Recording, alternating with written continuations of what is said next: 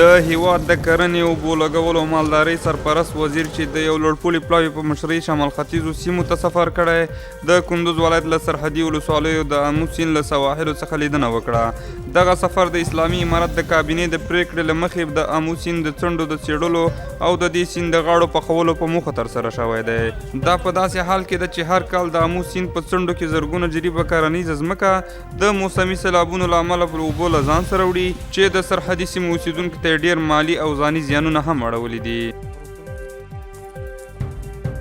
د حدیث شریف له دورې څخه د 140 عالمانو فراغت. د چارواکو په معنا دغو علماو چې د فضیلت پګړۍ په سر کړې د کندوز په مرکز کې د الجهادیه عمریه مدرسه کې له دیني علماو څخه د حدیثو درس زده کړی دی. دوی د پوهنې ریاست له مسؤلینو وغوښتل چې د دیني کادرونو په توګه د دوی په دندو ګمارلو کې ځانګړې پاملرنه وکړي. د کندوز ولایت په شیرخان بندر ښارګوټي کې د ځمکنۍ ترانسپورت ترمینل په کار پیل وکړ. د چارواکو په وینا دغه ترمینل به په 10 جریبه ځمکه کې جوړ شي. د ځمکني ترانسپورت ریاست مسؤلین وایي د دغه ترمینل له جوړېدو څخه یې موخه د ښاریانو، سوداګرو او موټر چلوونکو ته اسانتیاو برابرول دي. د کندوز د دورې د سر په لوبغاړي کې د وزلوبې په زړه پورې سیالۍ ترسره شوې.